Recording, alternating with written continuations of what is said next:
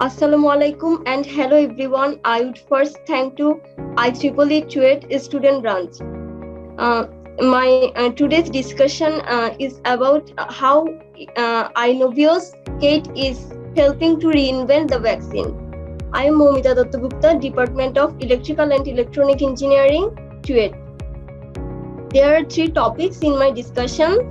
The first one is news on latest development in technology. The second one is crosstalk, and the third one is vaccines go electric. News on development in technology. The first subtopic is weaponized drones.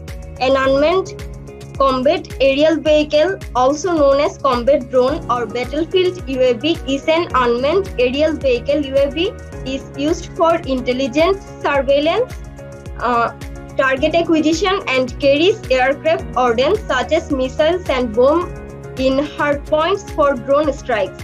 UCAVs are used for both drone strikes and battlefield intelligence. For all the consumer-grade drone provoke flying in the choreographed clusters to form logos, pictures, and QR codes in the sky. Drones by themselves are not new. What is new is that rough states, terrorist groups around the world are seeking weapons that can do less damage but still rival a WMD, weapon of mass destruction. Yet the last 3 decades, several states have used chemical agents in peacetime for assassination. In US, intelligence community has recently linked with Russian government to the attempted assassination of Russian dissident Alexei Navalny in 2020 with a Novichok agent. Think of this as a new category of armament similar to WMD, also scalable, as the chemical agents above have been used for more targeted killings but more accessible with similar strategic impact. Call this new category as it were weapons of mass agility, WMA. For the above reasons, among others, nefarious states and violent non-state actors may be increasingly attracted by WMS. In March 2021,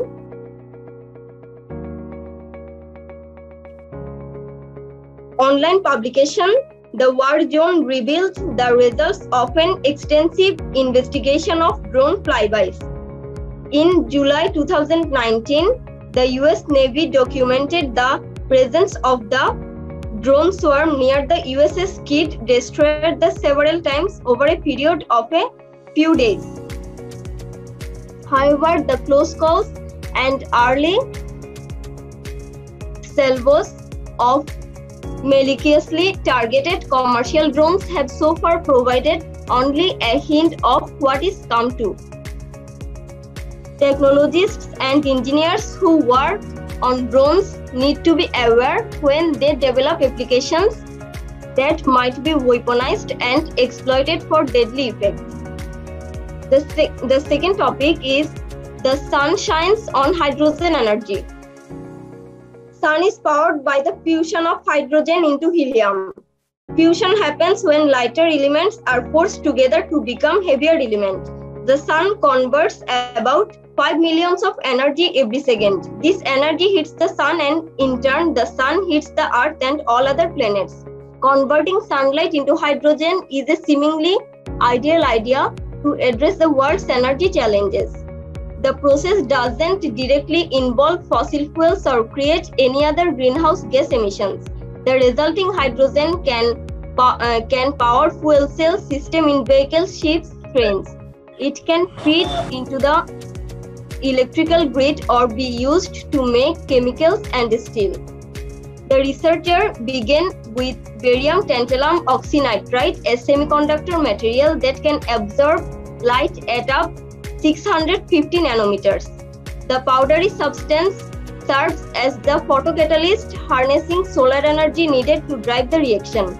They also used an aqueous methanol solution instead of water, which allowed them to focus only on the hydrogen component and reduce the complexity of the reaction. By itself, barium tantalum oxynitride can hardly evolve hydrogen gas from the solution. So using their new method, the Hsinchu team loaded the powder granules with a platinum-based catalyst to improve the chemical activity.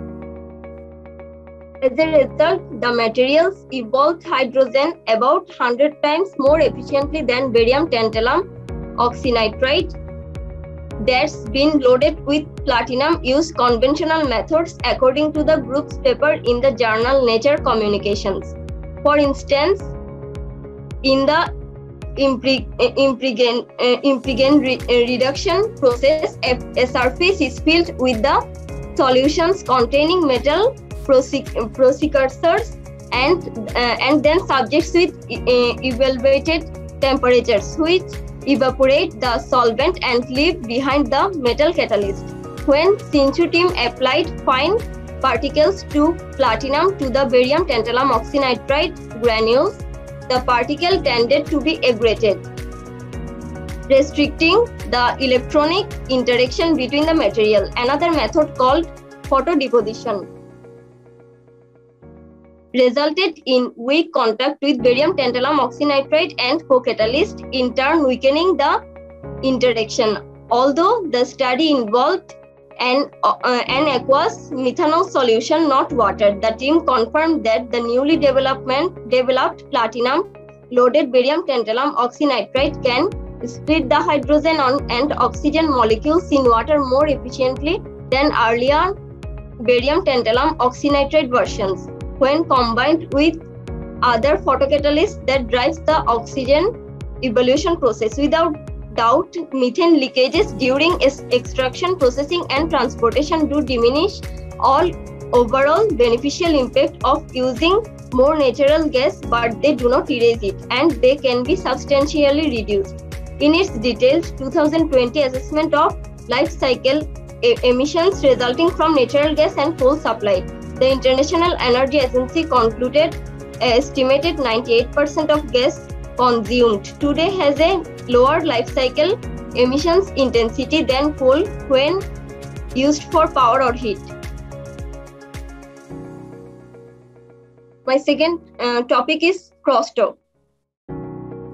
It has two subtopics. First one is fugitive emission. Fugitive emissions are leaks and other irregular releases of gases or vapors from a pressurized containment such as storage tanks, pipelines, wells, or other pieces of equipment, mostly from the industrial activities.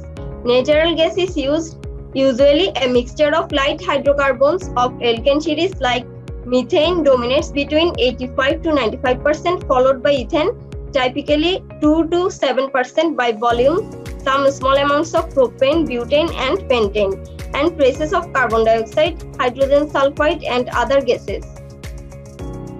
Gas processing removes most of these things before final product, about 95% methane, reaches consumers. Burning gas generates carbon dioxide, but the ratio of energy to carbon is excellent. Burning gigajoule of natural gas produces 65 kilograms of carbon dioxide, about 40% less than 95 kg emitted by bituminous coal.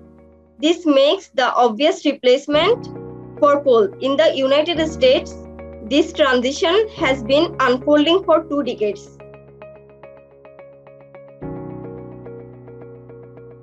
Gas fuel capacity increased by 192 gigawatts from 2000 to 2005 and by an additional 669 gigawatt from 2006 through the end of the 2020. Methane is itself a very potent greenhouse gas, packing from 84 to 87 times as much global warming potential as an equal quantity of carbon dioxide when measured over 20 years, and some of it leaks out.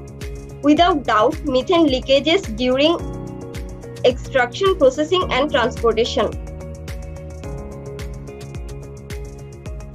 To think that supposedly greenest alternative, photovoltaics and wind turbines, produces no fossil fuel footprint and bring only benefits, is to ignore reality. It is not a perfect choice, nothing is, but its benefits surpass its drawbacks and they could be raised even further.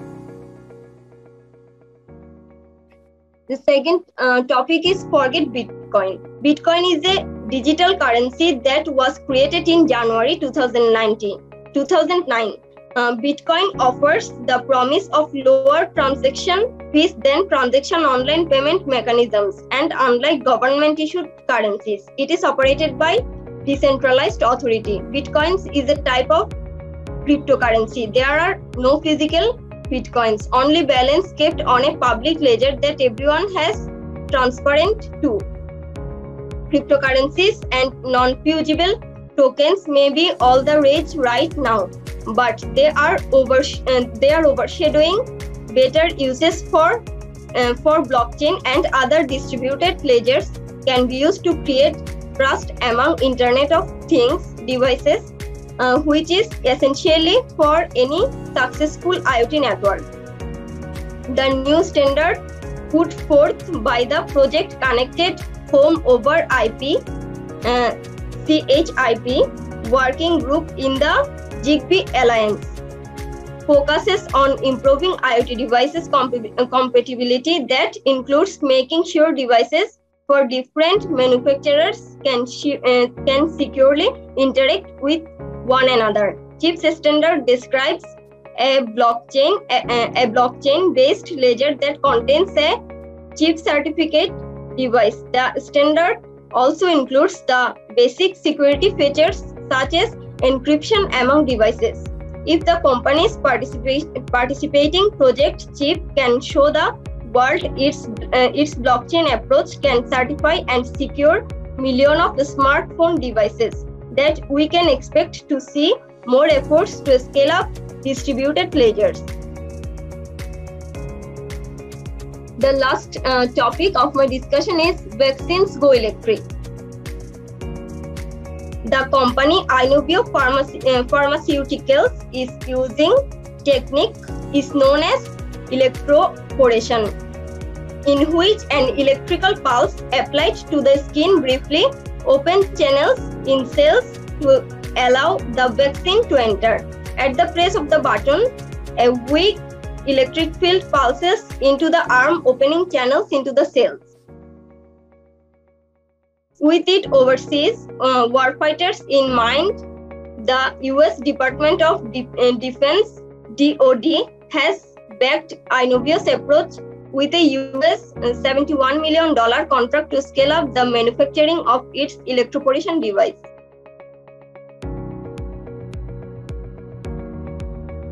And an undisclosed sum to cover up to phase 2 and 3 studies of company's COVID-19 vaccine. The Bill and Melinda Gates Foundation gave the company $5 million as part of an effort to increase the equitable access to COVID-19 vaccine.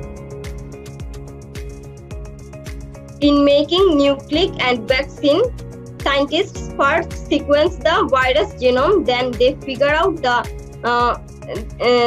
protein, which is the most important and most recognizable by the human immune. Then they manufacture either DNA or mRNA that codes for production of the proteins and formulate it into a vaccine.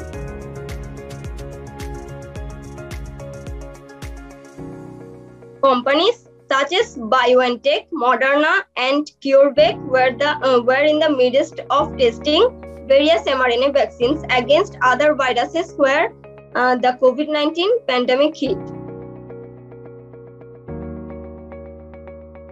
In a phase 1 study involving 40 volunteers, Inovio's COVID-19 vaccine, which is given in 2 doses, proved safe and generated an immune response. The results don't tell us much about how well the vaccine will protect against COVID-19 in real life. The company is also conducting a phase 2 study of 640 volunteers in China, where it has partnered with biotech company Advancing Biopharmaceuticals. Biopharmaceuticals Suzhou company to commercialize the vaccine, but Inovio can't start on a phase 3 trial in the United States yet because it has to answer questions from US Food and Drug Administration. Inovio has its plan to answer the FDA's question using data from the phase 2 study, but it would not disclose the specifics of the agency's queries. The COVID-19 vaccines available right now can't reach swath of the world. Pfizer's and Moderna's mRNA vaccines also tend to trigger flu-like side effects such as fever, headache, muscle pain, etc.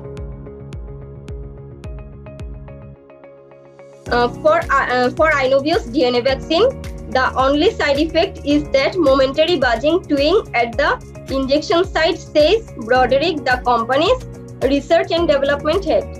The upside of DNA vaccine plus the ease of manufacturing and its low cost per dose were enough to convince the Defense of Development to invest heavily in Inovio early in the pandemic.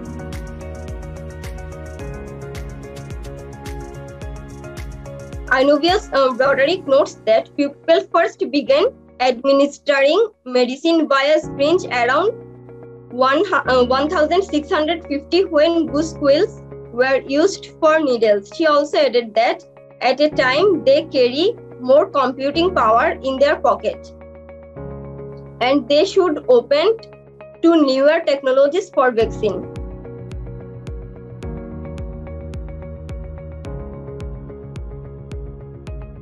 Now I will summarize my topic. The first topic was weaponized drones. Weaponized drones have harmful effect because these drones can bear chemical agents. My second topic was sun shines on hydrogen energy, solar to hydrogen conversion process, which has brought dramatical change in efficiency gains. My third topic was fugitive emissions. In fugitive emissions, methane is oxidized by water and increased carbon dioxide concentration, leading to climate effect. My fourth topic was forget Bitcoin. There are many drawbacks of using Bitcoin, such as threat of online hacking, limited use, no regulation, etc. So nowadays, project chips security ledger is a better option for blockchain technology. My fifth topic was vaccine go electric. The pharmaceutical company Inovio uses a technique which is called electroporation to sneak a DNA vaccine into cells. Inovio's senior vice president of research and development, Ted Broderick, has been working to invent vaccine by using the technique electroporation for COVID-19 with her team. Thank you.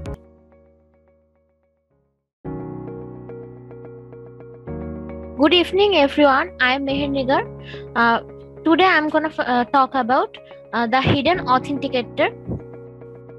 The largest criminal enterprise in the world is the production and trade of counterfeit goods, which is expected to exceed US $1 trillion next year. It's an infection of the global economic system. The traditional strategy to thwart counterfeiters is to apply authentication marker to the genuine article. Display of UPC and QR patterns and RFID tags are some of the efforts to prevent it. But UPC and QR codes are accessible for optical scanning. The solution that we are going to discuss here is based on the radio frequency nano electromechanical system. Its tiny size, nature of constituents have made them almost impossible to clone. It is made of 250 nanometer thick conductive layer of indium tin oxide and a 100 nanometer thick piezoelectric film filling that is composed of scandium doped aluminum nitride. All of them are transparent.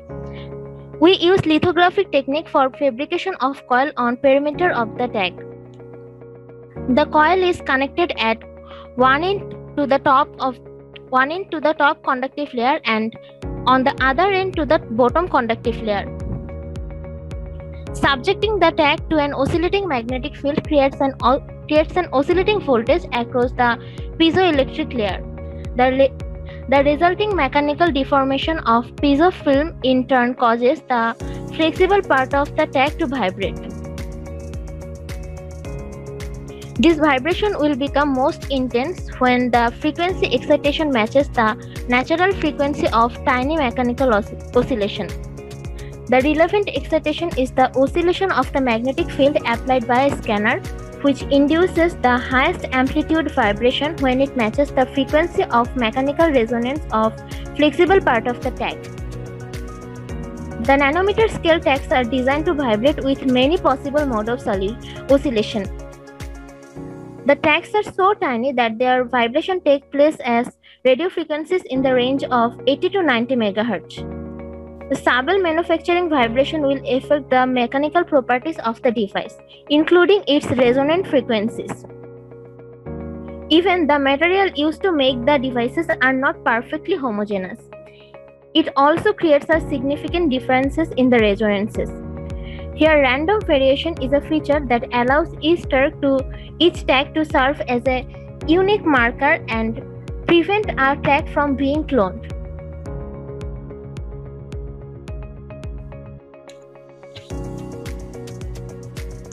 But how to measure the resonance of these tiny tags? Well, it's not a difficult task for the electronic scanner to determine the frequencies at which energy is being drained in this way. For measuring unique resonances,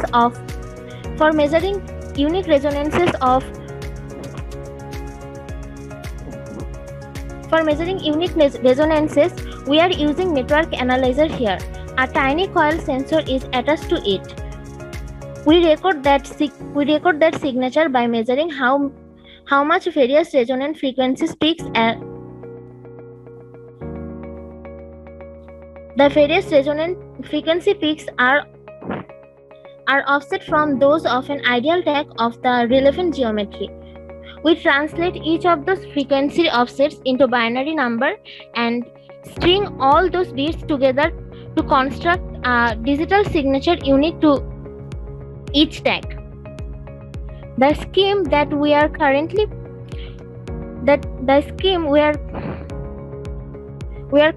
using produces 31-bit long identifier that is enough to make tag unique.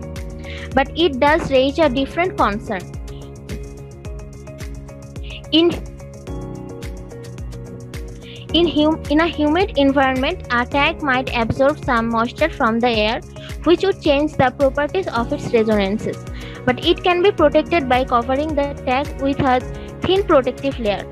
This RF network analyzer is still under research. Researchers are working now to create smaller, cheaper scanning unit, one with a sensor that doesn't have to be positioned right on top of the tag. How broadly useful these tags will be depends on how successful we are in engineering a handheld scanner and whether our surmise is correct that these tags can be customized after manufacture. The second topic I'm going to talk about is display is on your skin.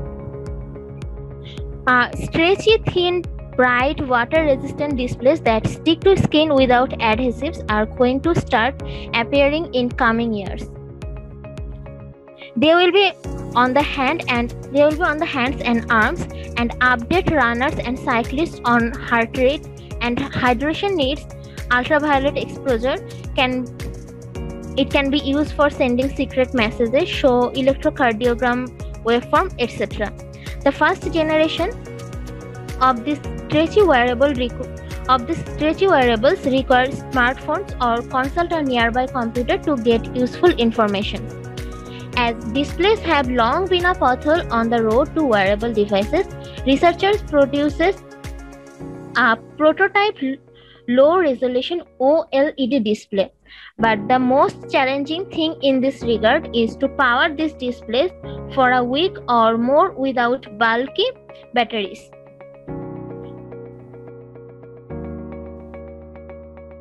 Stretchable solar cells are already reaching efficiencies more than 12%, but this is not sufficient. More pixels are needed to be driven. We know that an array of 144 pixels, while usable for displaying text, isn't optimal. Improved durability is also required. Right now, this display can withstand 10,000 stress cycles in mechanical tested. But it needs to be improved because people will wear displays much of the day and day after day. To gather data, they turn to skin conforming sensors. The key part of these sensors is the electrode. To make flexible electrodes, it has started with a mesh of nanofibers made of water-soluble polyvinyl alcohol. Then vapor deposition is used to add a conductive layer of core, 70 nanometer to 100 nanometer thick, to this mesh. To attach this electrode to a person's skin, it is positioned, then the sensor is sprayed with water. The water dissolves some of the nanofibers, making them sticky. The electrode then easily adheres to the skin. It operates even when stretched to 130% of its length when it bends. Because the nanomesh allows water vapor to pass, these sensors are hypoallergenic and can be worn on the skin continuously for a week or without discomfort. Stretchy electrode is used to monitor muscle activity for electromyogram recording, and it is performed as well as conventional electrodes too. When we attach a skin conforming sensor to a display, we can create a continuous, easily accessible flow of biometric information. But the application of skin displays go well beyond health and wellness. Skin displays improve accessibility to information and making them particularly useful.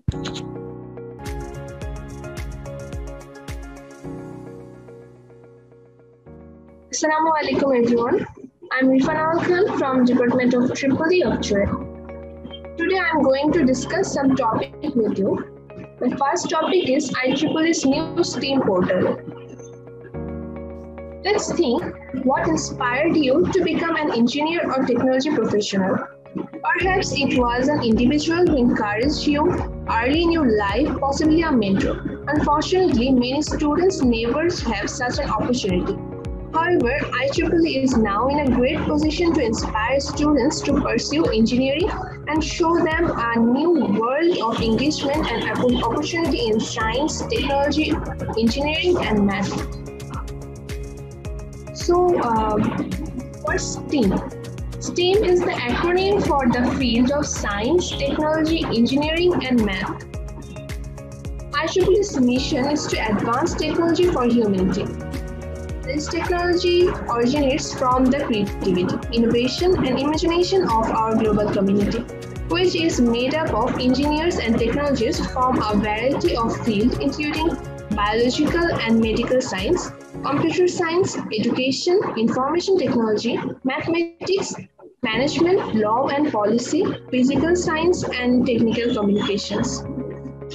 Nowadays, job opportunities in STEAM field is increasing day by day because of the reward of technology revolution. This technology improved healthcare and education, as well as a higher standard of living. Also, STEAM jobs are the key of dealing with the potential downside of emerging disruption, such as climate change, cyber crimes, and privacy issues.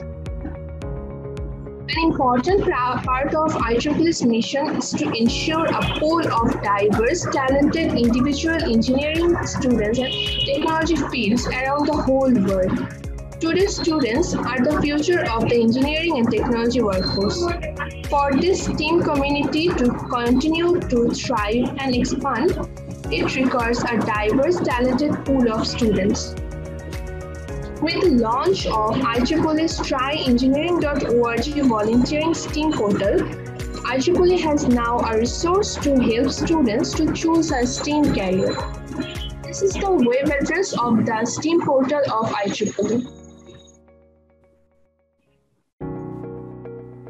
Now the question arises, how can one utilize the portal? First, one have to browse the library of STEAM programs for ideas to adapt for your IEEE unit. Then one need to discover what STEAM outreach events are happening in your region, so you can make connections and build your local STEAM community. Showcase your STEAM programs to give ideas and encouragement to others. Then share your results to help us measure IEEE's impact. And learn how to take your STEAM programs to the next level with proven strategies and high-quality resources. Which are the go-to resources of Volunteer STEAM portal of IEEE? The main go-to resources are IEEE volunteers and operating units. The operating units are student branch, student chapters, student sections, technical societies, and technical councils. What kind of opportunity IEEE exists in the STEAM portal? There are many opportunities, like it makes easier to participate in the important educational program, which provides students a direct connection between these professionals and students. It includes how-to resources and best practices to make it easier to develop and implement STEAM outreach programs. And it provides a place to collect data and understand the impact of IEEE community is having on pre-university students and educators around the globe. So the President and CEO of IEEE, Shushan K. Kathiland, encourages all members to look at the portal and see what opportunities exist. According to him, together we can demonstrate the collective impact IEEE is making in inspiring the STEAM professionals of tomorrow. Working together, we can draw on the experiences of others to help make all IEEE programs more successful. Now, I want to show you the IEEE STEAM portal. It is the IEEE student STEAM portal. It's the homepage of this STEAM portal. Here we can take many helps from like the competitions, the workshops, and many more. So my request to all of you to look the portal.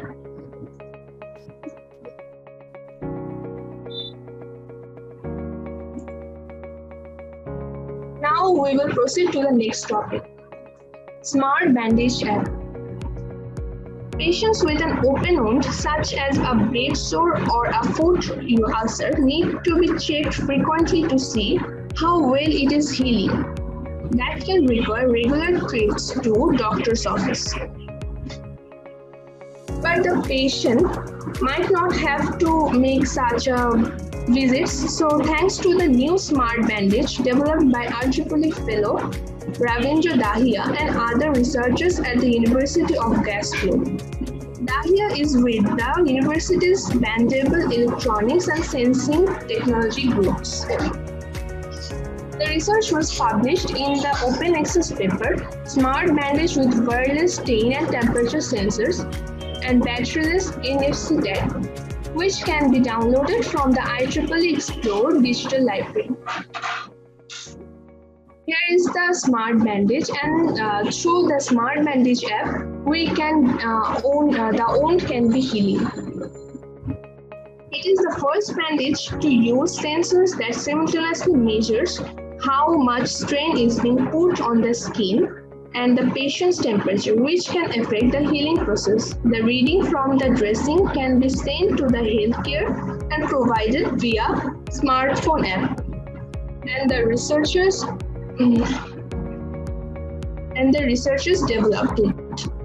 The researchers found the strain sensor could determine the right amount of pressure for the compression band, and the temperature sensor could detect if the patient is speaking a fever or therefore might have an injection. The flexible advisor patch is 3 cm by 6 cm and can be used to apply pressure to help a wound heal. So now we discuss what material are the Smart Bandage made of. There are 2 types of sensors, and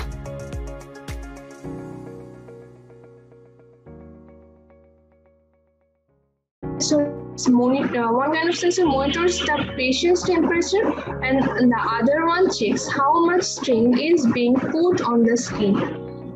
The stain sensor is made of transparent polydimethyl siloxane, that's called PDMS, and the NFC tag transmits the data from the sensors wirelessly to the smartphone app.